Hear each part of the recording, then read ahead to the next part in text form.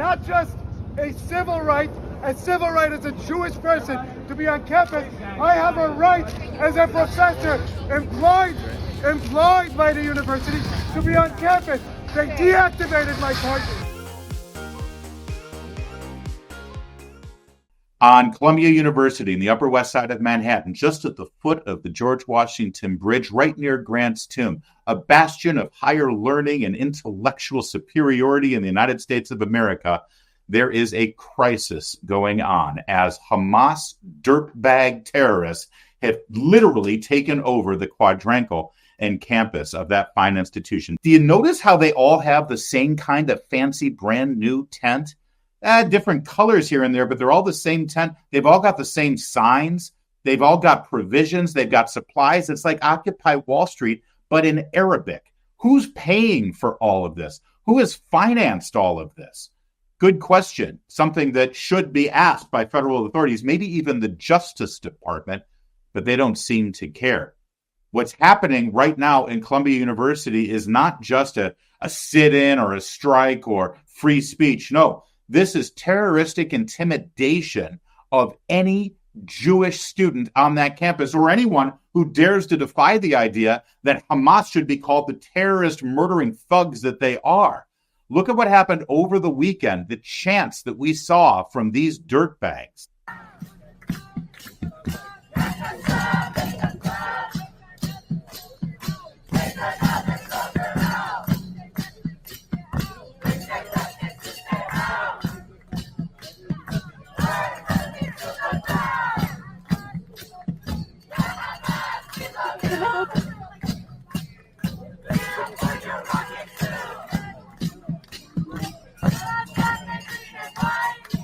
Yeah, that's when they switched to their native Arabic, I suppose. For everybody who still tries to pretend that this is really just about the oppressed Palestinian people and this is just for anti-colonization, colonialization, these are just people who are yearning to be free. No, this is pro-murder. This is pro-violence. You just saw what they were chanting. Imagine being a Jewish student on that campus right now. Just imagine. The chants that say Al-Qassam, let me go to the beginning, or Ya Qassam, excuse me.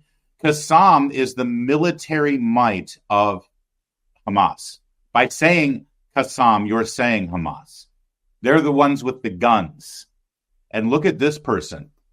This person with her beautiful blonde hair and her keffiyeh that she just bought from Lord & Taylor. She looks like she just stepped off of a Abercrombie & Fitch catalog.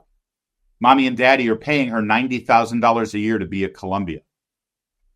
And she's standing in front of incredibly courageous pro-Israel and pro-American students at Columbia with a sign saying that they're going to be Hamas's next targets. In other words, these people, I want them to be murdered and raped and taken hostage and terrorized because I don't like their political position.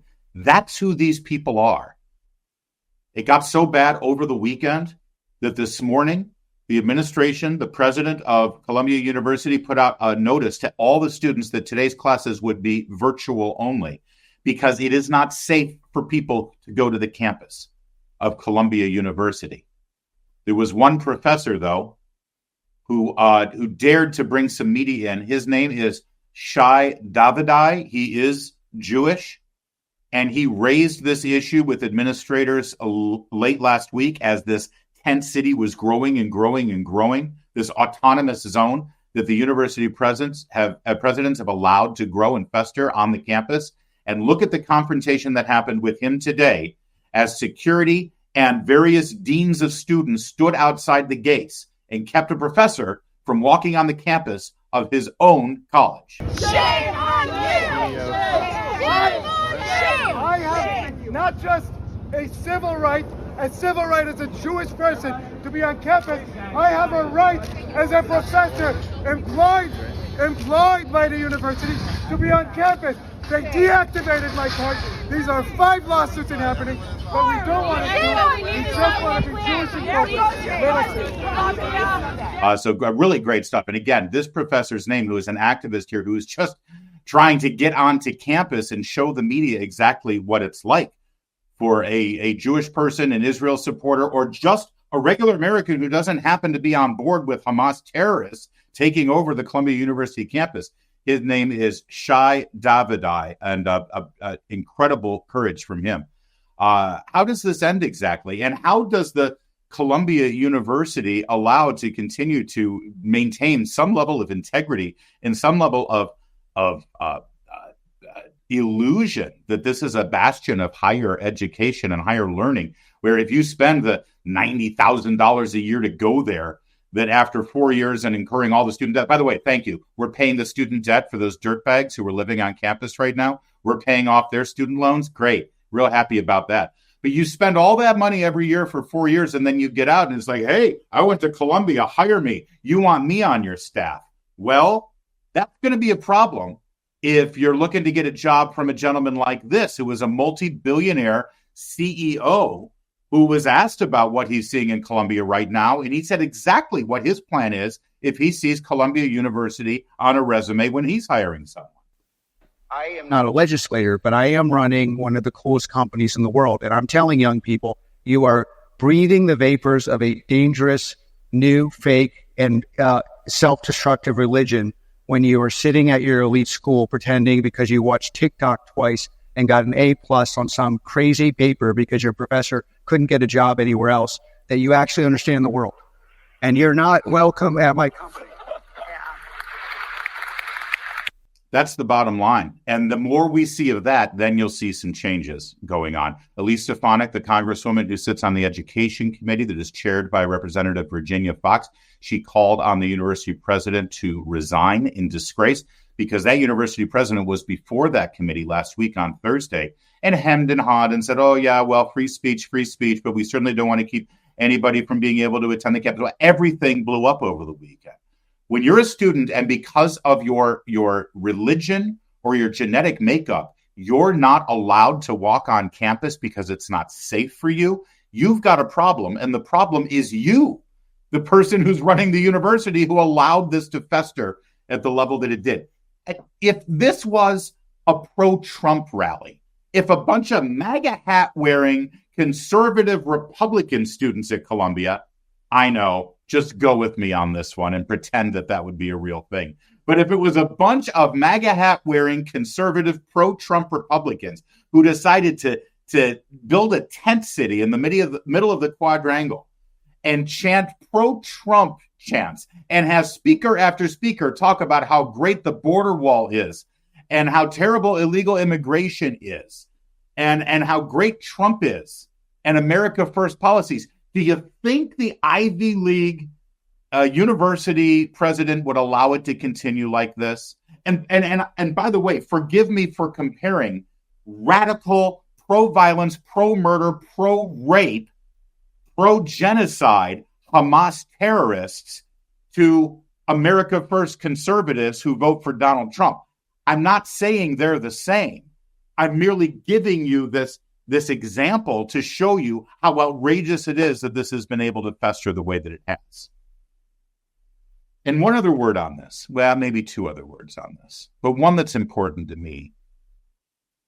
Joe Biden tells us that he ran for president because he was so disgusted by what he saw in Charlottesville, the campus of University of Virginia, where a bunch of cosplay, LARPing, live in their mother's basement losers all got together with tiki torches that they bought from Home Depot and pretended to be some bizarre, weird reconstruction of white nationalists from the 1950s. It was a joke. They were laughable, but they were worthy of mockery.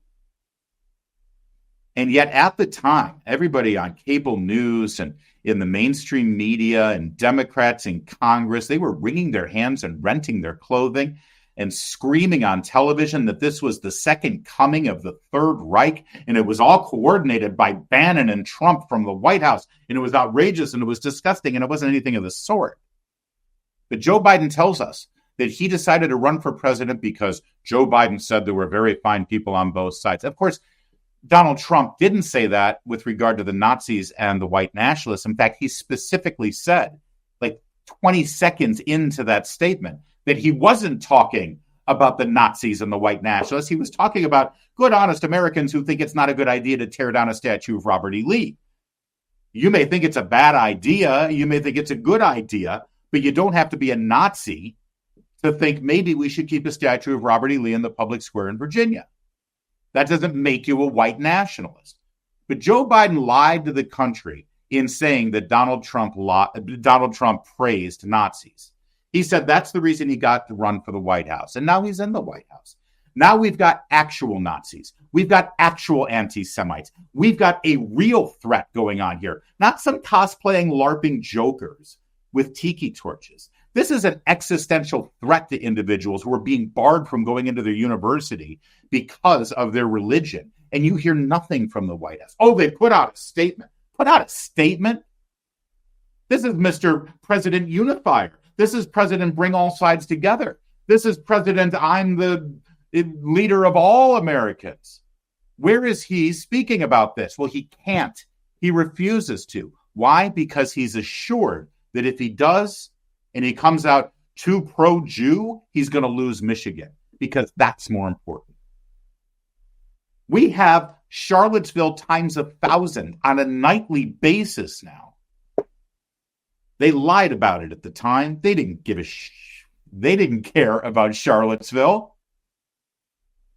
It was all about making a political weapon against Donald Trump. Meanwhile, Donald Trump is the guy who has a Jewish son-in-law, whose daughter converted to Judaism, whose grandchildren are Jewish. Donald Trump is the man who moved the embassy from Tel Aviv to Jerusalem. Donald Trump is the man who defunded Hamas. Donald Trump is the man who has protected Israel and the government in Jerusalem. Donald Trump is the man who told the Arab world that if you want to be America's friend, you should be Israel's friend. And he created peace accords with the state of Israel. That's who Donald Trump is, and Joe Biden and the media will continue to lie to you to tell you that in some way he's a Nazi. And one other point. Despite everything that we've seen, despite all of the violence, despite all of the terror, despite all of the intimidation, despite all of the chants, they will still tell you, oh, they're just protesting Israel and colonization.